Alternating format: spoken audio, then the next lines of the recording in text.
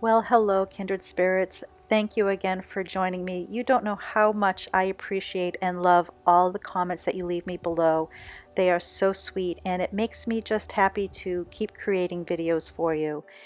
This time I am sharing some herbs in the garden and what I'm doing with them, such as making pesto, herbed salts for gifts and for myself, some herb tea, and also smudging sticks. So here we are right now. I have collected basil. I have some of it in the drying shed for the winter, and also I'm going to be making pesto, which I absolutely love. My husband doesn't like pesto that much, so all the more for me. What I'm doing here is I have about 4 cups of the pesto leaves, and then I put some pine nuts on a tray, and I'm going to pop them in the oven and roast them until they're nice and golden brown.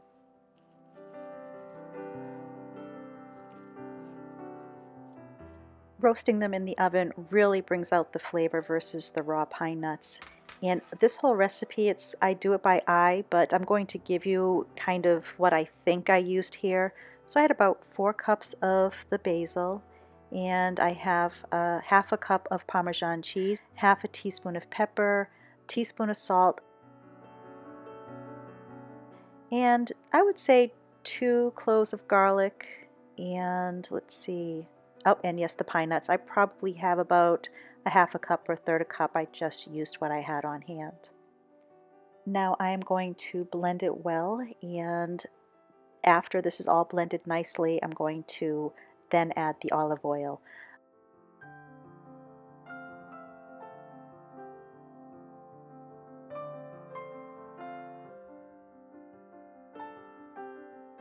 Now when it's at this stage, I'm going to just use my spatula and get some of the things on the bottom, mix it up, and then it will be when I add my olive oil. And for this particular batch, I did about a half a cup of olive oil.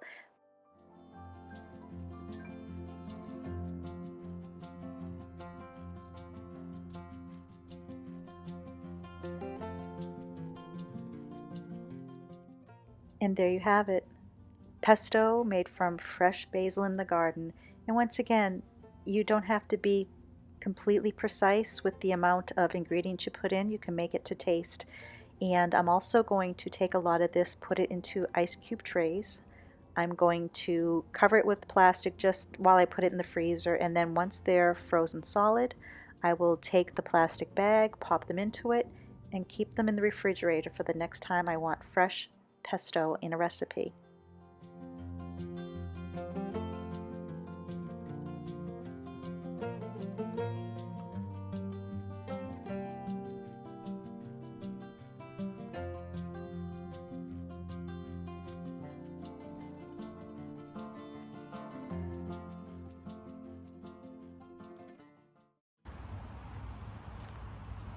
Well, this is the first time I've ever grown lemon verbena and make lemon verbena tea, and I'm telling you right now, I'm going to dedicate a whole garden bed just to this plant. I was watching an old video just recently, and I saw that these were cute little seedlings, and to think that they grew to these plants. And the tea that this makes is so delicious. I'm looking forward to growing more next year already because I'm going to go through my batch of tea faster than I want to. And the day I was editing this, I brought a friend out to the garden, and it's already sprouting new leaves where I trimmed these, so it's a fantastic plant. I did wash down the lemon verbena, and I'm just putting the leaves now on a little drying tray before I put them in the oven.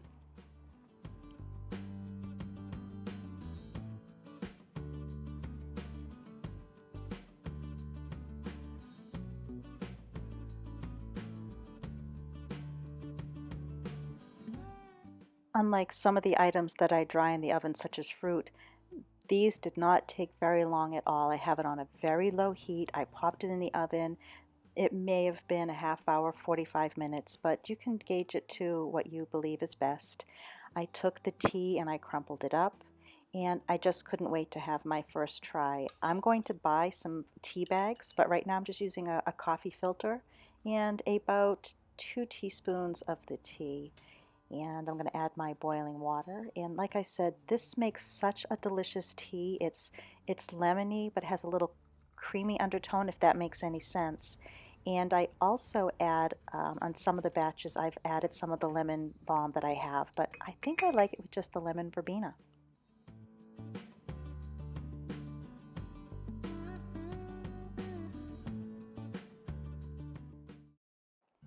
So the next thing that I have grown for the first time are these little pearl onions.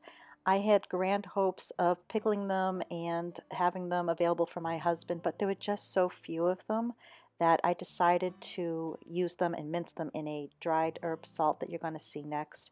And I also used them in some cooking. But what a treat and how fun it was to collect them. And you can also chop the greens from this plant. I didn't. I wanted to. I cut them with the hopes of doing it, and I forgot to bring them in the house and they wilted. That's just what happens sometimes at the Davis Homestead Garden.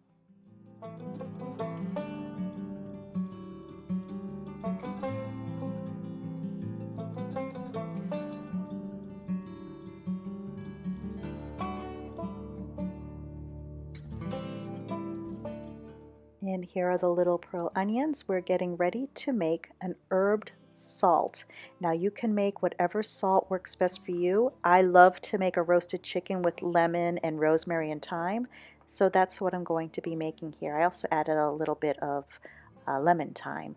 But what I'm going to do first is I'm going to get my lemon and I'm going to use the microplane here and just get the top skin. Do not go down to the white pith because that is very bitter. And then I'm chopping up my little onions. It took a while, but I got those. And once again, this is very similar to the pesto. You add what you like. Now I started with a smaller amount and you will see later that I ended up adding more to add more herbs to the salt. It just wasn't the amount I wanted. I'm showing here that I have the herbs sitting in water. I picked those last night and I wanted them to stay fresh. Now, if you don't have a garden or windowsill herbs, a lot of these you can buy in the grocery store in the produce department. They sell them in packages. So if you want to make something like this, it's easily done. Just head down to your grocery store or farmer's market and you can make some herbed salts for yourself or for gifts. So what I'm here doing now is I'm just taking apart the rosemary, and this is my lemon thyme that I'm adding. Very easily strips off. And just showing you my mess. It gets very messy when I'm cooking and baking. And I'm going to put this in the food processor. I've tried with salt on the bottom first and herbs on the bottom first, and I do like putting the herbs in first and then adding my salt. And you're going to see that I'm using a coarse salt. Now, I'm using a KitchenAid here. It's a brand new one because I killed my Cuisinart. I can't help but wonder if the Cuisinart would have chopped the coarse salt a little bit better. Just the few times I've used this, unfortunately, I know I don't like this as much as the Cuisinart, or I might even try another brand. It just wasn't up to what I wanted to do on some of the things that I made. But right now, here I'm showing the herbs that I added to the salt mixture after. But what you have once it's complete is this ground up wonderful mix of herbs and salt, and I spread it out on a tinfoil lined tray and pop it in the oven on low heat. And you're going to see there's actually some peppercorns in there. I ended up picking those out afterwards because they did not process in this food processor. So I ended up adding just some nice ground pepper already to my mixture. Now you're going to want to make sure that this is drying out. This is after I pulled it out, and it actually made like a hard sheet and I was able to crumble it first. But this is it nice and dry. You can see the herbs in there. And after I put it in the jar, the past few days, the longer it's in there, it smells amazing. I'm using some very small jars here. Like I said, I'm going to give these as gifts. So I'm going to package up 4 of these. And then I'm going to find 4 salt grinders and put them aside for Christmas gifts or housewarming gifts.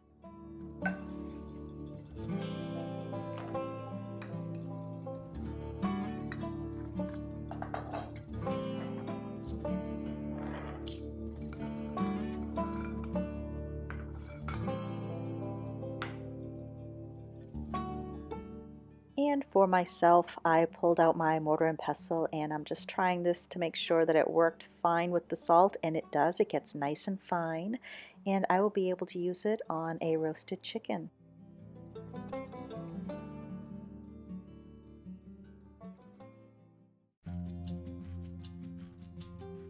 Here's another first for me, and I think I want to mention that don't be afraid to try something new for the first time. A lot of this channel, you're going to see things that I'm doing for the first time and sharing with you. So what I'm making right now are smudging sticks, and I do not know a lot about them. I've been researching them. I do know that some people use smudging sticks to help clear the energy in a home or negative feelings in a home. That's for those who believe in it, and I'm okay with that. I'm also going to be learning this for health reasons. Of course, I'm not a doctor and I'm not a medical professional, but I have been learning a lot about herbs and they are medicinal. And when I read about sage even helping with mood and helping somebody sleep, and that also burning these smudge sticks is uplifting due to the scent, I figured I'm going to give it a try. So I have to be open and honest that at the time of this filming, my sage sticks are still hanging in the drying shed, which you'll see at the end of this video, but I haven't tried it yet and I'm very anxious to. But what I'm doing here is I've pulled together sage, I have some mint in here, I have lavender, and I've also added some thyme. And I've put the herbs in between two layers of the sage, and I put a string right in the center. So you'll see this, the string is down along the middle there. And I'm going to add the sage right on top. I forgot to mention I do have a little tail of string that you might see off to the right of the frame here. But right now I'm going to wind very tight the string around the sage, trying to wrap the leaves upward, covering the rest of it. And the reason you're doing this tight is once herbs dry, they do sometimes slip out because it shrinks. So I'm going to go all the way up to the top, and then you'll see that I'm going to go all the way to the bottom. And once I get to the bottom, I'm going to wrap it several times nice and tight because that's where I'm going to be holding on to it.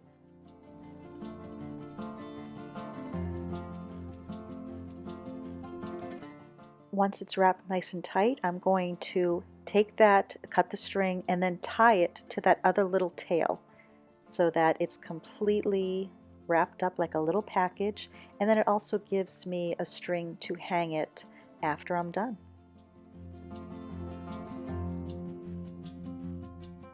And then the final part of this is trimming the top, getting all the loose items off, and then also the bottom.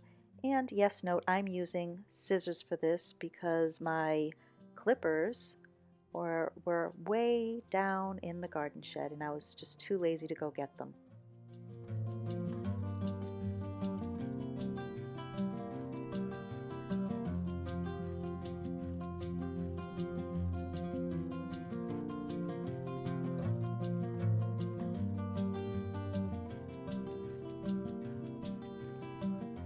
I'm going to spare you the making of 4 more, but here's another that I pulled together real quick.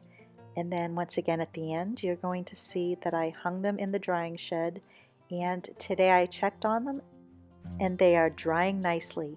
Now, once I try these, I promise I will let you know what I think. I'm almost wishing that I made one with just sage so I could compare them, but I have plenty out in the garden. I'm about ready to make some more, but I just wanted to make one to see if I liked it. And here they are hanging in the drying shed. I could have hung them individually, but I decided to put them on one long string just to not take up as much space. They're next to my lavender, which I cut previously, so all my lavender's cut down, and it's already growing back actually in some areas, so I might have to do a little final trimming of that before the fall arrives. I know I've said this, but I'm going to say it again. Thank you so much for watching my YouTube channel, especially for those of you who are here at the end of the video. I really appreciate it. Creating these YouTube videos are time consuming, but they're so much fun, and it's a creative outlet for me, and I love that I'm able to share things that I like to do with kindred spirits like you. If you have any ideas of what you'd like to see, leave it below, and if you would like to ask me a question, leave that below as well. I'm going to be doing a question answer video sometime soon. Thank you, friends, for watching this video, past YouTube videos, and future ones. My hopes are to inspire you to find your own version of fine living, no matter how simple or grand that may be.